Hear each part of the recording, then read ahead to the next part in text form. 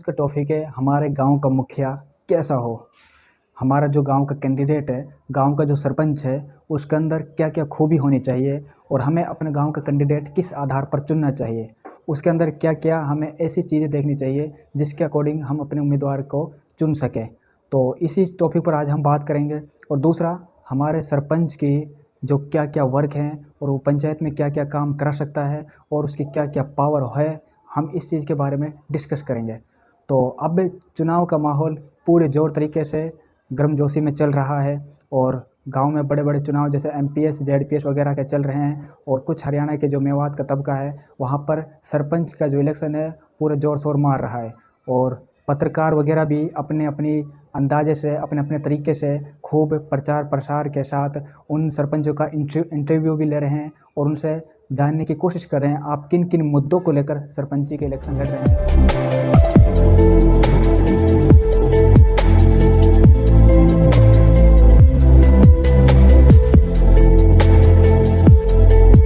Election लड़ रहे हैं और इसकी तैयारी कर रहे हैं, क्या क्या रीज़न है।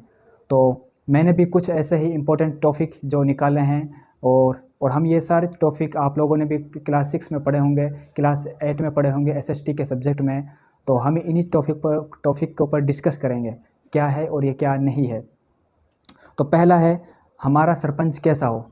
तो फर्स्ट ऑफ ऑल जो हम सरपंच के अंदर जो इम्पोर्टेंट खूबी देखते हैं वो ये है कि हमारा सरपंच सबसे ज़्यादा, यानी सबसे पहले जो उसके अंदर प्रायोरिटी होनी चाहिए वो होनी चाहिए एडुकेटेड होना चाहिए। हमारा गांव का सरपंच पढ़ा लिखा होना चाहिए। अगर सरपंच पढ़ा लिखा है तो अपनी समस्याओं का हल अपने जो सीनियर्स वगैरह हैं, जो उसके ऊपर अधिकारी है, उनसे नॉर्मली रूप से निकाल सकता है। और पढ़े होने की वजह से अगर किसी वजह से गांव का जो प्रधान वगैरह है या फिर जो उससे विधायक वगैरह उसको काम नहीं दे रहा है, तो अपनी बात को वो डायरेक्ट प्रधानमंत्री के साथ भी रख सकता है। एक पढ़े लिखे के अंदर एक खूबी होनी चाहिए और ये खूबी होती ही है। ये गांव का सरपंच वो पढ़ा लिखा होना बहुत ही ज़्यादा इम्पोर्टेंट रोल प्ले करता है। दूसरी बात यह है कि क्या पढ़ा लिखा जो सरपंच है या पढ़ा लिखा जो कैंडिडेट है, क्या वो भ्रष्टाचार नहीं करता। ऑब्वियसली पढ़ा लिखा सबसे ज़्यादा भ्रष्टाचार करता है।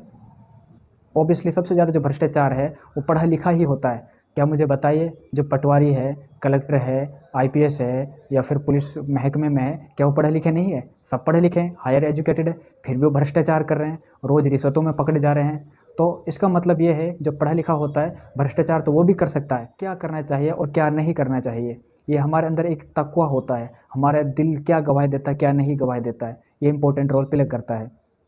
दूसरी बात ये, सरपंचों को हर प्लान में कंपनियों से कुछ पैसे मिलते हैं। जो ये कंपनियां आसपास जो इंडस्ट्रियल एरिया है इनको कुछ पैसे देती है। तो मैं आपको अपना तजुर्बा ही शेयर कर रहा हूँ, क्योंकि जब मैंने बीएससी फर्स्ट ईयर की, BSc second year, BSc third year और एमएससी फर्स्ट ईयर की, जब तो मैं जॉब के लिए कहीं मैंने अप्लाई किया, तो छुट्टियों में किसी भी इंडस्ट्रियल एरिया में मैं गया तो भिवाड़ी है या फिर चौपान की, जैसे मैं यहाँ गया तो मुझे सिर्फ इतना ही कहकर उन लोगों ने मना किया था कि आप लोकल है और लोकल का हम वर्क नहीं दे सकते।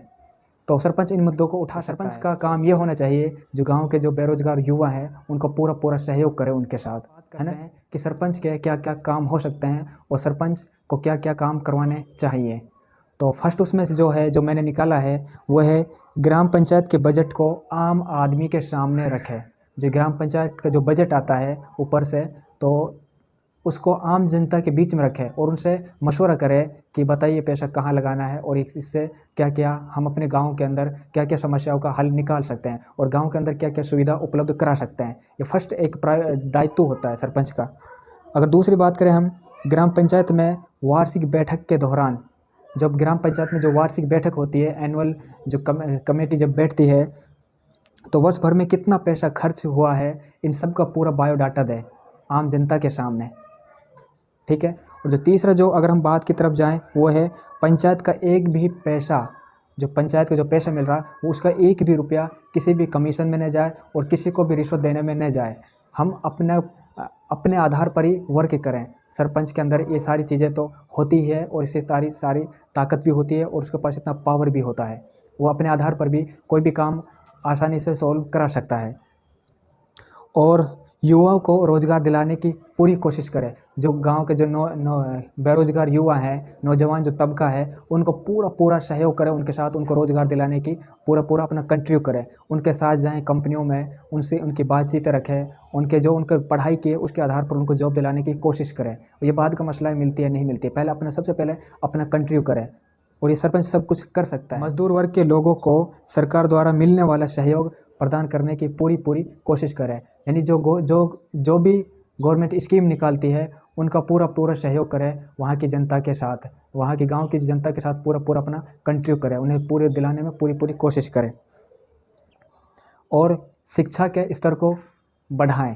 गांव का जो एजुकेशन जो सिस्टम है उसको इंक्रीज करें, शिक्षा के लेवल को इंक्रीज करें। जैसे आपने देखा होगा, जो सरकारी जो स्कूल है उनका माहौल लगभग ज़ीरो के बराबर ही होता है। अक्सर हमने देखा है कि जब टीचर जो होते हैं दरअसल वो सब बाहर होते हैं और बच्चे अंदर क्लास के अंदर खूब मौज मस्ती कर रहे होते हैं, एक दूसरे को माँ बहन की गाली दे रहे होते हैं। तो अगर सरपंच चाहे इन सारी चीज़ों के ऊपर एक्शन ले सकता है, और यहाँ तक कि सरपंच के पास इतनी पावर होती है, मैं बार बार बता रहा हूँ, कि उनको वो सस्पेंड करवा भी सकता है। कोई भी एप्लीकेशन लिखी किसी भी अपने से एसडीएम वगैरह को, और उसको सस्पेंड भी किया जा सकता है। ठीक है, इस सरपंच का एक वर्क होता है, एक दायित्व होता है, अपने एजुकेशन सिस्टम को, गांव के एजुकेशन लेवल को वो इंक्रीज करें, और गांव में चिकित्सा की पूरी पूरी व्यवस्था करें। जो गांव के अंदर चिकित्सा के हॉस्पिटल बनवाएं तो पूरी पूरी व्यवस्था करें। उसके बाद ग्राम पंचायत को अपनी अपनी सरपंच को चाहिए कि वह अपनी अपनी ग्राम पंचायत को गरीबी मुक्त बनाए, और सरपंच को ये चाहिए कि वो गांव के अंदर लाइट की पूरी पूरी व्यवस्था करें और अंधेरा मुक्त गांव को बनाएं, है ना। सड़कें है, नुक्कड़ है, यहाँ पर पानी की पूरी पूरी व्यवस्था करें, है ना। प्याऊ बनवाए, ठंडे पानी की पूरी व्यवस्था करें, और टॉयलेट वगैरह बनवाए, जैसे स्टैंड वगैरह, स्टैंड पर या फिर मस्जिद मंदिर के पास, यहाँ सब जगह एक टॉयलेट की पूरी पूरी व्यवस्था करें, ताकि अपना गांव एक स्वच्छ रह सके। और स्वच्छ भारत अभियान के तहत ये सब चल भी रहा है, ठीक है। और सभी मार्गों का, गांव के अंदर जितने भी मार्ग हैं, चाहे वो गलियां हो, चाहे फिर आम रास्ता हो, या फिर कोई बाहरी कोई रास्ता हो, है ना, या कोई ऐसा जो दूसरे गांव को जोड़ रहा है वो रास्ता हो, उन सब को डामरीकरण करें, यानी उनका पक्का बनवाए, उनको डामरीकरण बनवाए। और रास्ता इस तरीके से बनवाए कि जो गांव के अंदर जो रास्ता जा रहा है, सड़कों को जो बना हुआ रास्ता उनको थोड़ा खोद कर बनाए। इस खोदने से क्या होगा, जो गांव के जो लोगों के मकान बने हुए हैं उनका जो लेवल है वो वही का वही बना रहेगा, मतलब उनकी जो नींव है वो भरेगी नहीं, है ना। उनका जो गांव, कहने का मतलब ये है कि एक मेवाती भाषा में बोलते हैं, उसका घर दबेगा नहीं, है ना, ये होना चाहिए। उसके बाद ग्राम पंचायत पर अपने लेवल पर एक जन सुनवाई केंद्र बनवाए। इसे हम कह सकते हैं कि एक ऑफिस ऐसा होना चाहिए, या एक बैठक ऐसी होनी चाहिए, तो वहाँ पर सरपंच चेयर लगाकर बैठे, आराम से लोगों से मिलें और उनकी समस्याएं सुने, और उनकी समस्याओं का हल निकालने की पूरी पूरी कोशिश करें। चाहे वह फैमिली से जुड़ा उनका मैटर हो या कोई भी उनका मैटर हो, जो जनता लेकर आई उनको चाहिए कि उन समस्या का वो हल करें। जो सरकारी जितनी भी सरकारी योजनाएं होती है, सरकार जितनी भी स्कीम होती है, उन सब का बीपीएल धारी लोग और पेंशन धारी लोगों का पूरा पूरा सहयोग करें दिलाने में, है ना। और हर दुकान के सामने एक कचरा पात्र जरूर बनवाए। उस कचरा पात्र में क्या होगा, जो गांव का या दुकानदार, जो गांव है या फिर दुकानदार को जितना भी कचरा निकल रहा है, वहाँ की जो पॉलीथीन निकल रही है, कोल्ड ड्रिंक की बोतलें जो निकल रही है, प्लास्टिक जो निकल रही है, उन सबको उसके अंदर डाल दिया जाए, और जिससे हमारा गांव और हमारे मोहल्ले में गंदगी नहीं फैलेगी और कचरा पात्र नहीं होगा, और हमारा गाँव एक स्वच्छ भारत अभियान के तहत एक बहुत ही अच्छा और सुंदर गाँव दिखेगा, स्वच्छ, बिल्कुल स्वच्छ और क्लीन रहेगा। ये है। और सरपंच का लक्ष्य ये होना चाहिए, सरपंच का लक्ष्य जो टारगेट है वो ये होना चाहिए कि जो जनता का जो पैसा है वो जनता को ही मिले, है ना। जनता का पैसा सिर्फ जनता को ही मिलना चाहिए। सरपंच ऐसा होना चाहिए जो गांव का विकास करे। और सरपंच जो सबसे इम्पोर्टेंट पॉइंट ये है मेरे नज़दीक, कि जो गांव का भेदभाव है, इन सब चीज़ों से हटकर सरपंच पूरा पूरा सहयोग करे गांव के कंट्रीब्यूशन में, गांव के विकसित करने में, गांव को डेवलप करने में अपना अपना पूरा पूरा कंट्रीब्यूट करें। ये सरपंच का एक फर्स्ट एक दायित्व होना चाहिए। क्योंकि अक्सर हम देखते हैं कि सरपंच जो अपने फ़ायदे के लिए भाई भाइयों को लड़वा देते हैं। जैसे रणनीति अपनाई थी अंग्रेज़ों ने, जब हिंदुस्तान पर अपना वर्चस्व कायम कर लिया था, हिंदुस्तान को अपने अंदर कर लिया था, तो उन्होंने यही काम किया था, भाइयों के भाइयों से लड़वाया था, मतलब धर्म के आधार पर राजनीति की थी। इस तरीके से हमारे गाँव का माहौल ये होता है कि सरपंच जो होते हैं गांव के भाइयों को भाई से ही अलग करवा देते हैं। एग्जाम्पल के लिए मैं आपको समझाता हूँ। अगर मान लो कि 2 भाई है और उसमें से किसी भाई के लड़के की शादी है, तो जो दूसरा वाला भाई है वो किसी दूसरे सरपंच के साथ लगा हुआ है, और जो पहला वाला है वो दूसरे जिसकी लड़की की शादी है वो दूसरे सरपंच के साथ लगा हुआ है।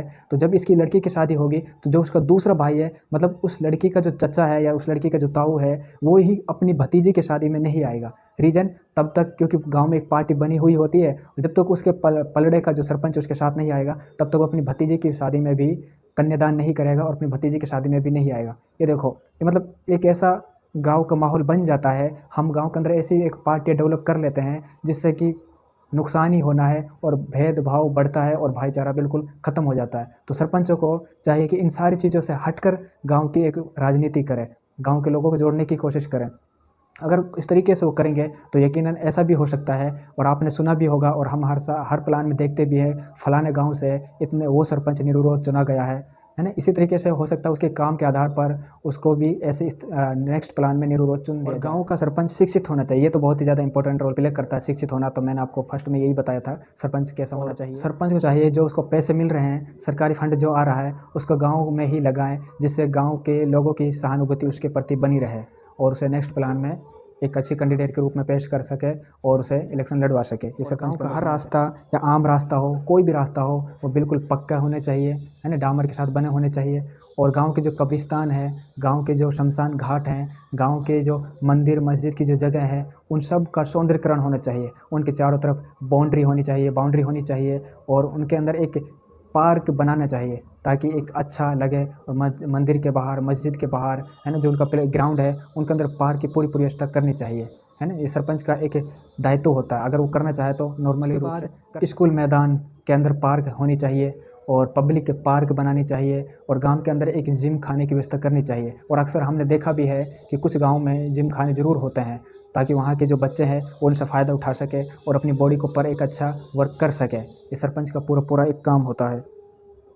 और दूसरा, ये सबसे इम्पोर्टेंट पॉइंट की अगर हम बात करें तो वो ये है कि सरपंच हमारा, हम अपने कुनबे से हटकर, कबीले से हटकर, मोहल्ले से हटकर और एक अच्छे कैंडिडेट को चुने। ऐसा नहीं है हमारे गांव का है, चाहे कितना ही गंदा आदमी हो, और हम गांव के आधार पर उसको चुन लेते हैं और हम जानते हैं कि फ्यूचर में ये काम करेगा नहीं और इन पैसों को ये खाएगा, फिर ये भी हम चुन लेते हैं। ये गांव का माहौल यही सोच कर कि ये गांव का है, मेरे कुनबे का है, मेरी फैमिली का। ऐसा नहीं होना चाहिए। दरअसल जो ये मसला है हमारे गाँव के, पूरे गाँव का मसला है, पूरी गांव की समस्या है। मेरी ना तो मेरी पर्टिकुलर समस्या है और ना ही आपकी एक पर्टिकुलर समस्या है। गांव के हर बंदे की एक समस्या होती है। वो हर बंदा चाहता है कि मेरा गांव का माहौल इस तरीके से हो कि गांव के अंदर भाईचारा बना रहे, गांव का हर रास्ता पक्का हो, साफ़ हो, नालियाँ बनी हुई हो, और गांव का जो गंदा पानी है वो गांव के बाहर जमा हो, है ना। मतलब ये पूरे गांव का मसला है और हमें अच्छे कैंडिडेट को चुनना चाहिए कुनबे कबीले से हटकर। और दूसरा, जो गांव का जो डस्टबिन है वो गांव के बहुत ही बाहर बनाना चाहिए, काफ़ी कोसों दूर बनाना चाहिए, जिसके अंदर गांव के ना तो उसकी कोई बदबू आएगी गांव से, और ना ही गांव का जो माहौल वो ख़राब नहीं होगा। ठीक है, ये सारी चीज़ों को हमें देखकर चलना चाहिए। ठीक है, तो गाइज ये थी हमारी आज की वीडियो। तो मैंने ये इसी आधार पर बनाई है, जो आजकल का जो माहौल चल रहा है सरपंची का माहौल, उसे ध्यान में रख कर ही। तो अगर आपको वीडियो पसंद आए तो वीडियो को लाइक करें, शेयर करें। अगर आप चाहते हैं कि ऐसी बहुत और भी वीडियो बनाए, कोई भी टॉपिक हो, तो हमें ज़रूर बताइएगा, कमेंट सेक्शन में ज़रूर लिखिए। हम पूरा अपना सहयोग करेंगे उसे बनाने में और आप तक पहुंचाने का पूरा अपना सहयोग करेंगे। तो guys, thanks to all, thanks for watching, धन्यवाद।